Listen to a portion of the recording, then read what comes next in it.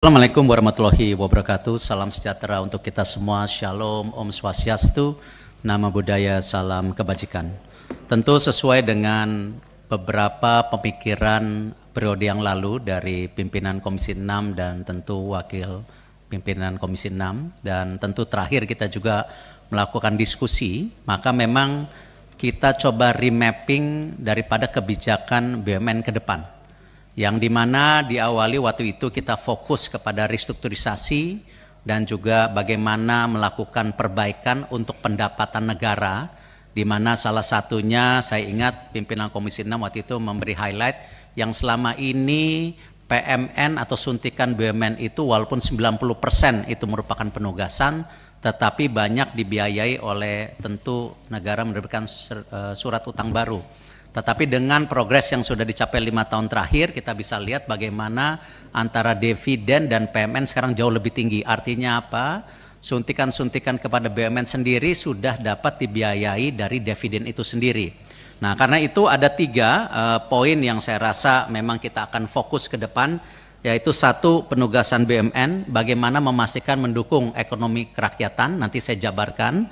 Lalu kedua, pembangunan berkelanjutan melalui proyek strategis nasional, ini mendukung pertumbuhan ekonomi yang tentu kita bisa lihat bisa lebih baik, karena kita sendiri kalau kita lihat pernah juga mengalami pertumbuhan hampir 7% lebih itu di tahun 90-an, dan kemarin pada saat setelah COVID pun kita bisa tumbuh 7%. Jadi artinya pernah ada track record itu, jadi bukan sesuatu yang memang di awang-awang. Lalu yang ketiga, bagaimana kembali tetap memasukkan kontribusi terhadap pendapatan negara. Kita bisa lihat bagaimana 92% pembiayaan kredit usaha rakyat dilakukan oleh bank-bank BUMN dengan nilai hampir 1.000 triliun lebih, sedangkan 8% sisanya oleh bank swasta dan lainnya. Dan kemarin kami laporkan habis rapat dengan pimpinan Menko Bidang Perekonomian bersama 7 menteri lain, ada 1 yang diminta, yaitu percepatan progres RPP hapus buku dan hapus tagih bank dan lembaga keuangan non-bank. Ya, ini bagian progres bagaimana kita memastikan stimulus atau kegiatan ekonomi bisa berputar lagi kepada tentu kredit-kredit yang sudah lewat. Nah, memang ini masih ada usulan apakah 2 tahun atau 5 tahun atau 10 tahun. Nah, kami mengusulkan memang kurang lebih kalau bisa dengan track record 5 tahun, tidak 2 tahun. Karena kalau 2 tahun terlalu cepat, tapi nanti keputusannya tentu ada di atas. Dan di situ kalau kita lihat angkanya kurang lebih di 100 juta, sehingga nanti kurang lebih yang ada di Himbara itu nilainya 8,7 triliun. Nah, ini saya rasa bagian stimulus yang kita dorong, apalagi kita tahu memang daya beli dari masyarakat dan UMKM pada saat ini sedang terpukul. Nah, ini salah satu kemarin rapat yang kita lakukan bersama Menko.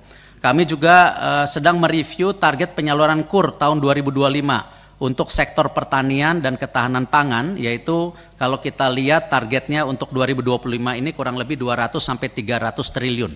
Nah, ini yang kembali sesuai dengan track record sebelumnya, yaitu 1088 triliun, ini angkanya mirip-mirip yang kita dorong.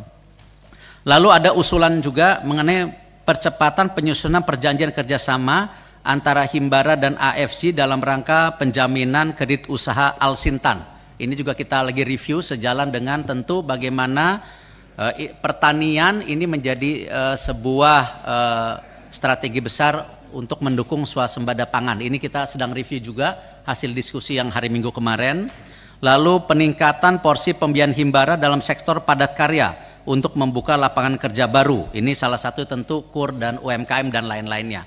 Dan kami tambahkan juga, kita tahu ada PR sebelumnya mengenai PNM Mekar yang sekarang jumlahnya sudah 21,2 juta ibu-ibu nasabah di desa-desa. Kita mendorong bagaimana sisa anggaran BI, ya, yaitu mungkin bisa dipinjamkan di PNM Mekar dengan bunga 0%, sehingga pinjaman dari ibu-ibu PNM Mekar ini bisa turun, yang sekarang 24% bisa turun ke 18%. Ini salah satu PR yang mungkin kita akan usulkan, bagaimana pimpinan Komisi 6 juga bisa mendorong berdiskusi dengan berbagai komisi yang ada di DPR. Jadi keberpihakan BUMN Komisi 6 kepada ekonomi kerakyatan di sini jelas. Ada KUR, ada Alsintan, ada hapus buku, ada juga bagaimana biaya yang lebih murah untuk PN Mekar. Dan tentu juga tadi sejalan dengan program Al-Sintan, sebenarnya kita sendiri sudah punya program besar yaitu Makmur, di mana kita coba menerobos yang namanya petani itu mendapatkan pupuk non subsidi, lalu juga ada asuransi gagal panennya, lalu ada pembiayaannya, dan yang terpenting itu bibitnya yang benar, dan tentu ada off-takernya. Nah, salah satu sukses story yang memang kita sudah sepakati sebelumnya itu di kopi. Kopi itu kita sudah membuka lahan sampai 12.000 hektar, di mana itu ada off-takernya antara BUMN dengan private sector, swasta. Nah, kalau kita lihat data-data kita sendiri, yang hari ini itu ada 368.000 hektar, yang terdiri tentu dari padi, sawit, tebu, jagung, kopi. Ini bagian mungkin program yang kita juga bisa selasarkan ke depan sebagai tolak ukur bagaimana swasembada pangan ini bisa berkelanjutan, tetapi dengan ekosistem yang sehat. Tidak kita terlalu bergantung kepada terus-menerus subsidi-subsidi yang lain-lainnya. Lalu juga tentu bagaimana kita mendukung pembangunan berkelanjutan melalui proyek strategis nasional sebagai untuk pertumbuhan ekonomi. Kita bisa lihat ya bagaimana, next slide, ya pembangunan jalan tol Trans Jawa yang sudah berlanjut, Trans Sumatera yang ini menjadi catatan karena memang 5 tahun ke depan salah satunya penyelesaian dari Trans Sumatera. Ya, di mana salah satu PMN yang kita bisa lihat di HK dan lain-lain ini kontinuitas untuk proyek Trans Sumatera. Lalu pembangunan LRT, lalu pembangunan kereta cepat Jakarta-Bandung, lalu juga pembangunan 37 bandara dan pengelolaan dan 71. Alhamdulillah mungkin nanti pada saat yang tepat kita juga bisa melihat bagaimana renovasi menyeluruh untuk airport yang di Bali. Ya, dan termasuk airport yang di Jakarta. Airport yang di Jakarta itu kemarin sempat ada usulan sebelumnya, ya, ada pembangunan Terminal 4 yang memakan biaya hampir 14 triliun. Tetapi setelah kita review di pemimpinan kami semua ada di sini, ternyata tidak diperlukan Terminal 4, ya, tetapi hanya memerlukan dana 1 triliun untuk perbaikan daripada Terminal 1, 2, 3, sehingga kita bisa melihat lonjakan yang angkanya hampir 80-100 juta, itu efisiensi yang luar biasa. Nah, untuk di Bali memang kita melakukan juga efisiensi, yaitu dengan berbagai renovasi, sehingga nanti penumpangnya bisa tumbuh dari 24 menjadi 32 juta tanpa airport baru. Ya, tentu kalau ada penambahan airport di depannya, ya silahkan. Karena memang kalau kita lihat Bali ini angkanya bisa 50 sampai 100 juta. Di rapat bersama Menko Perekonomian dengan Ibu Menteri Pariwisata, saya rasa target daripada pariwisata itu akan ditargetkan hampir 20 sampai 29 juta untuk 5 tahun ke depan. Artinya ekosistem itu tidak lain ya ada di kita, baik airport, penerbangan dan lain-lainnya. Lalu kita bisa lihat juga bagaimana pembangunan kawasan ekonomi khusus Sanur, insya Allah juga Maret nanti rumah sakitnya dibuka, yaitu Mayo Clinic. Tetapi kalau hotelnya sendiri mungkin beberapa pimpinan sudah lihat bagaimana ekosistem daripada kita berkompetisi dengan rumah-rumah sakit atau fasilitas internasional yang tidak kalah bagusnya dengan Singapura dan Malaysia. Insya Allah jadi tahun depan ini progres yang kita sama-sama lakukan 3 tahun terakhir menjadi kenyataan. Lalu kita juga terus mendukung sesuai dengan program hilirisasi yang berkelanjutan. Kita bisa lihat kita sekarang sudah mempunyai ya pemurnian konsentrat tembaga single line terbesar di dunia. Ya, kita lihat sekarang kita sudah mulai bisa reserve ya 50 ton emas per tahun. Artinya kalau kita lihat reserve cadangan emas Indonesia ini nomor 6 terbesar di dunia. Tetapi kalau reserve keuangan negara berbasiskan emas, kita ranking 40 di dunia. Sedangkan kalau kita lihat ekonomi kita ini terbesar nomor 16. Jadi hal-hal ini yang terus akan tingkatkan karena kembali yang selama ini emas dijual ke luar negeri sekarang harus di-refine di dalam negeri. Nah, ini salah satu kita mendukung hilirisasi, dan kemarin juga saya sampaikan kepada rapat Menko mengenai hasil daripada refinery ini ada yang menarik, yaitu terproduksinya juga 280 ton selenium. Artinya ini bahan untuk semikonduktor yang selama ini kita kalah dengan Malaysia. Artinya bahan bakunya kita sudah produksi. Aman pun punya hasil produksi selenium ini. Saya lupa jumlahnya karena memang itu di private sector. Artinya ke depan kalau pemerintah ada kebijakan bagaimana kita membangun semikonduktor, seperti juga kita mendorong hilirisasi nikel kemarin, ini sudah ada bahan bakunya di Indonesia.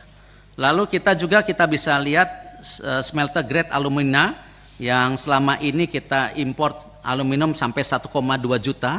Dengan kita membangun ini dan memproduksi insya Allah di bulan Desember, ini masuk 100 kerja program kita, kemarin saya laporkan kepada Pak Menko, dan ini produksinya menjadi 1 juta, artinya import kita untuk alumina tinggal 200.000, dan kita bagaimana bisa connecting nanti ke dunia menghasilkan green alumina, supaya kita menjadi ekosistem tidak hanya baterai tetapi bahan untuk mobilnya sendiri, untuk bodi mobil dan lain-lain.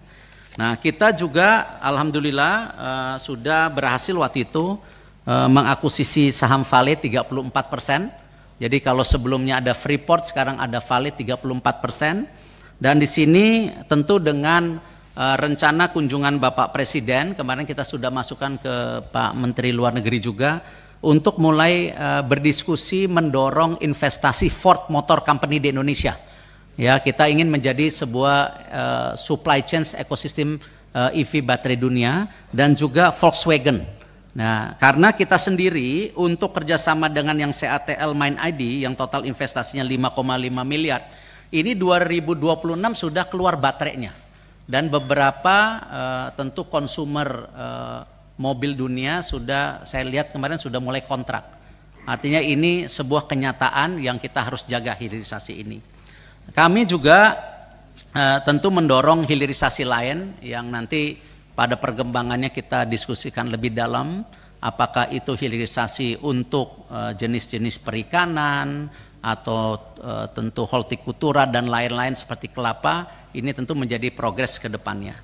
Lalu tentu tadi sudah disampaikan oleh Ibu Pimpinan bahwa ke depan ini, next slide, kita mempunyai target dividen 90 triliun.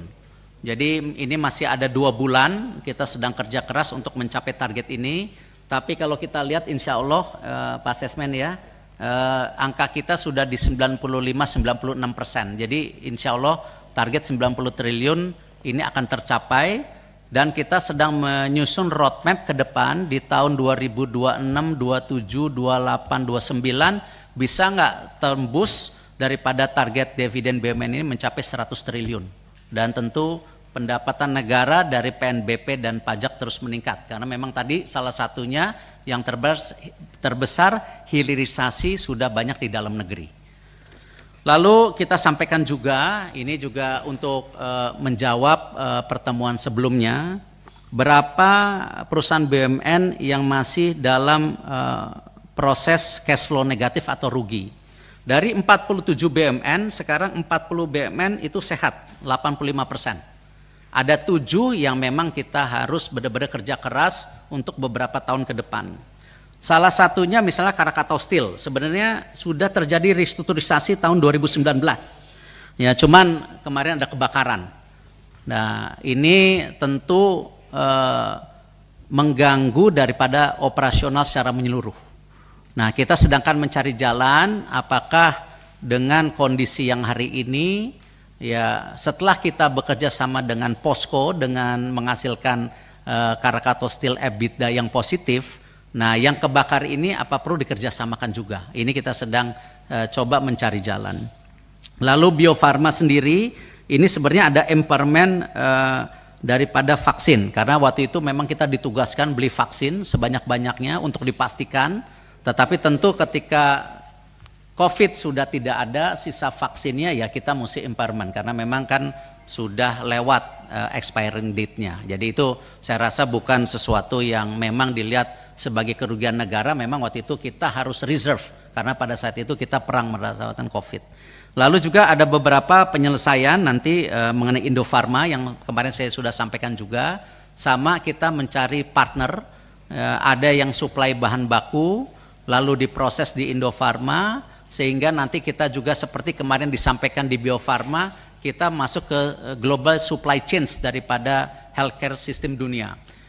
Bio Farma kemarin sudah mendapatkan komitmen baru dari internasional senilai 1,4 triliun ya untuk distribusi vaksin polio, karena kita ini menjadi bagian yang terpenting untuk vaksin polio di dunia. Hampir 85% itu produksi dalam negeri yang didistribusikan ke 150 negara. Nah, ini salah satu sebenarnya the real global company yang kita punya. Dan di sini termasuk Indofarma kita coba perbaikin, terlepas dari ada isu-isunya, kita akan selesaikan juga dengan tentu kepegawaiannya, tetapi kita mesti scale up sedikit untuk supaya menjadi supply chain itu. Lalu kita juga Wijaya Karya, kemarin kita sudah ada jalan untuk restrukturisasi ya, termasuk daripada Wika Realty yang kemarin over expansion di tahun-tahun sebelumnya. Sekarang kita lagi lakukan penelitian lebih dalam. Waskita Karya kemarin alhamdulillah sudah tanda tangan restrukturisasi senilai 26 triliun dengan 21 kreditur, dan kita terus Wijaya Karya dan Waskita Karya ini kita sedang menunggu surat persetujuan dari Bapak Menteri PU ya, bagaimana kita bisa konsolidasi dari 7 karya menjadi 3 sehingga lebih sehat lagi tentu kondisi karya-karya ini. Lalu Jiwasraya saya rasa progresnya baik ya, tinggal proses likuidasi. Lalu juga Perumnas ini kemarin kita sudah duduk rencana di dalamnya di internal Kementerian BUMN kita sudah duduk bahwa untuk bisnis model Perumnas ke depan tidak lagi landed house, tetapi juga mesti bertingkat, karena kita bilang dari komposisi lahan di Indonesia ini kan kita ketahui memang 70% laut, 30% tanah.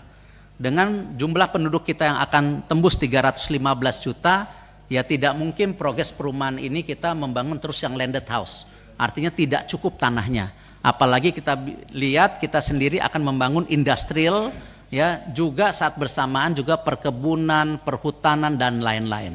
Nah, ini strategi ini Perumnas kita dorong, dan sebagai catatan ke Perumnas juga kita minta tidak ada lagi penugasan dari pemerintah daerah tanpa komitmen dari pemerintah daerah tersebut.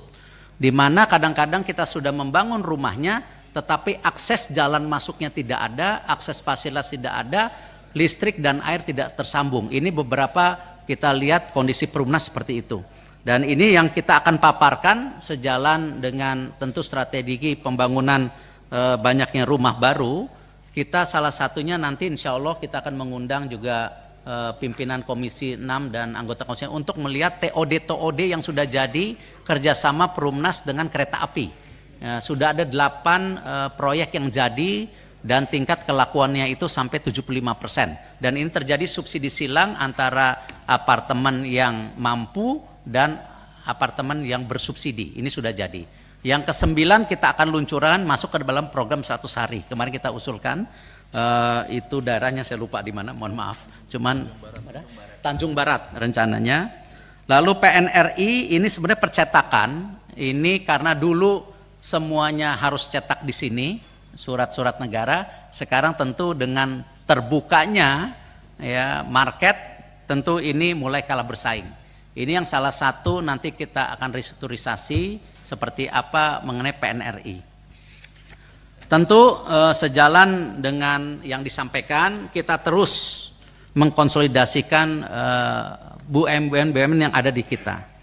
Diawali di tahun 2019 itu ada 24 BUMN, total BUMN sendiri ada 114. Ini yang kembali waktu itu saya tawarkan ke pimpinan Komisi 6 dan tentu wakil daripada rakyat anggota Komisi 6, bahwa banyaknya BUMN itu tidak mencerminkan kesehatan sebuah usaha.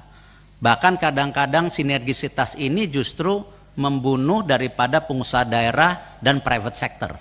Nah, tinggal bagaimana kita sinkronisasi di market yang terbuka ini peran BUMN seperti apa.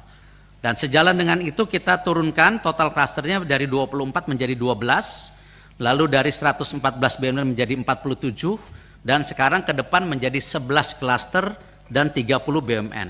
Kita bisa lihat sekarang yang kita coba klasterisasi, ini ada energi, Pertamina PLN, pangan PTPN Pupuk Indonesia dan Bulog. Kita sedang mengusulkan PTPN untuk merger dengan Perhutani sehingga kita punya luas lahan 2,2 juta hektar sehingga kita bisa memetakan kembali mana yang mendukung swasembada pangan. Ya, kita tahu kita mau swasembada gula, tetapi lahannya tidak cukup. Nah, ini yang kita harus remapping. Apalagi beberapa industri ya memang sudah mulai kalah bersaing. Nah, ini yang kita coba lakukan untuk progres-progres seperti itu. Kesehatan itu Bio Farma tadi sudah kita sampaikan, ya di situ ada Kimia Farma, Indofarma. Kita sedang juga melobi apa mungkin ya rumah sakit yang sudah kita mergerkan itu sudah jadi satu dipindahkan ke bawah Indofarma, Bio Farma, supaya ini menjadi sebuah sistem healthcare antara apotek, produksi dan juga rumah sakit, sehingga kita memaksa seluruh rumah sakit kita menggunakan obat-obat dalam negeri, tidak import lagi. Nah, ini salah satunya. Cuman ini roadmap yang nanti kita terus dorong, berhasil atau tidaknya tentu konsekuensi dengan kita coba restrukturasi dan lain-lain. Lalu Minerba, Mine ID ini sudah konsolidasi, semua nikel, gold, copper, batu bara dan lain-lain. Dan kemarin sudah ada pembicaraan juga kalau memang ada keberpihakan bahwa batu bara kita akan jadikan DME ya untuk substitusi LPG ke depan gitu. Lalu kita juga mendorong tentu konsolidasi di infrastruktur. Tadi saya sampaikan kita sedang mendukung suratnya. Kalau ini terjadi nanti di infrastruktur ada Adikarya, HK, Perumnas dan PP saja. Jadi tidak sebanyak yang sebelumnya. Lalu juga keuangan tetap ada Bank Mandiri, BRR, BNI, BTN. Tadi penugasannya berat sekali. Ya, di sini ada macam-macam yang saya sudah sampaikan. Lalu juga asuransi dan dana pensiun AFG, kembali saya akan mendorong konsolidasi dana pensiun, dan tentu ini ada PR yang tertinggal kemarin mengenai program bersih-bersih dana pensiun. Ya, di mana kita bisa lihat banyak kasus korupsi di dana pensiun BUMN yang kita sekarang mulai akan bertemu dengan pihak Kejaksaan Agung, ini harus dikonsolidasikan. Lalu mengenai pertahanan Defense ID, pariwisata Injourney kita juga sedang bicara untuk Garuda dan Pelita dimasukkan di dalam ekosistem Injourney ya. Nanti dilanjutkan Pak Adi sama siap Pak. Izin. Lalu yang logistik itu ada KAI, Pos Indonesia dan Pelindo, dan kita rencana Pelindo ini pun kita akan menggabungkan Pelni dan ASDP menjadi suatu kekuatan besar di laut, karena kita ini kan negara maritim. Kalau kita terpotong-potong antara kebijakan daripada tentu pelabuhan, pengiriman Pelni dan ASDP itu tidak menjadi satu policy, kita akan salah bersaing. Akhirnya apa? Tembusnya barang-barang import dari berbagai negara. Nah, ini kita harus mulai punya keberpihakan bagaimana pelabuhan-pelabuhan kita tentukan untuk akses daripada import. Karena banyak sekali sekarang import ini juga dumping import yang sehingga membunuh UMKM kita. Nah, ini kita coba konsolidasikan, tidak lain kita bukan mau memprotek tetapi bagian fairness. Karena kita tidak mungkin menjadi negara yang terus didumping secara tentu produksi-produksi dalam luar negeri tanpa struktur pajak, struktur distribusi yang fairness untuk bangsa kita sendiri. Lalu telekomunikasi ada Telkom Pruri. Saya sudah sampaikan tadi dana pensiun Taspen Asabri, nanti apakah di kami, apakah nanti di Kemenq, karena ada BPJS, TK dan lain-lain, kita usulkan ke sana. Lalu ada integrasi karya, integrasi BUMN laut dan lain-lain. Dan tentu yang terakhir kita sampaikan ini mengenai pendanaan atau anggaran untuk 2025 ini kita kemarin sudah digetok di angka 277 miliar, yaitu di mana ada gaji dan tunjangan itu 78,42 miliar, ada operasional kantor itu 71 miliar, dukungan pembinaan BUMN itu ada 47, lalu ada pengembangan dan pengawasan itu 80. Nah, memang terus terang dengan anggar 277 ini, dengan kemarin dari Menpan RB ada struktur yang baru, itu kita ditambahkan 3 deputi. Nah, ini yang kita sedang nego juga, tidak mungkin kami dananya cukup. ya, karena ada penambahan, atau sementara kita memakai struktur yang ada sampai kita ketemu pendanaan yang cukup kepada kami. Karena selama ini pun kami dengan efisiensi yang kita lakukan kita bisa berjalan. Nah, cuman ini kita sedang progres ke Menpan RB karena kita tahu kemarin semua anggaran saya rasa memang pada saat ini belum bisa diajukan sampai ada keputusan berikutnya. Nah, ini juga yang kita sampaikan, tentu terima kasih atas dukungan Komisi 6 selama ini, di mana kita bisa lihat progres kita terus meningkat secara dividen, dan ke depan tentu masalah pembiayaan juga harus diseimbangkan karena tidak mungkin dividennya naik tetapi kosnya terus menurun. Ini menyulitkan kami untuk beroperasi. Dan yang terakhir tentu ini yang kita coba lakukan, ini slide terakhir izin, bahwa dengan perubahan yang terjadi di dunia kita coba membangun, mengagregasi daripada menjadi pelopor ekonomi hijau. Karena semua ini ke depan barang-barang yang dikirim ke luar negeri harus masuk hijau. Nah, karena ini saya ada wamen baru tugasnya ESG. Saya tahu berat, selain ada tentu Pak Doni dan Pak Tiko yang memang portfolio. Izin Pak Tiko hari ini tidak hadir karena ada rapat mengenai undangan Menteri ESDM mengenai subsidi dan kompensasi listrik dan BBM. Di sini kenapa pelopor ekonomi hijau? Semua produksi listrik ke depan atau energi ke depan di seluruh pabrik-pabrik atau industri estate ataupun perkebunan ini harus memakai listrik hijau. Kalau tidak, kita tidak akan bisa mengirim barang ke luar negeri. Nah, di sini salah satu memang kita ingin menawarkan bagaimana konsolidasi daripada tadi demand listrik hijau sesuai dengan RUPTL yang terbarukan. Nah, kita sudah bicara dengan Menteri SDM mengenai hal ini. Lalu juga inovasi teknologi digital. Ini tidak mau sekarang dengan semua satu data kita harus migrasi ke arah satu digital system.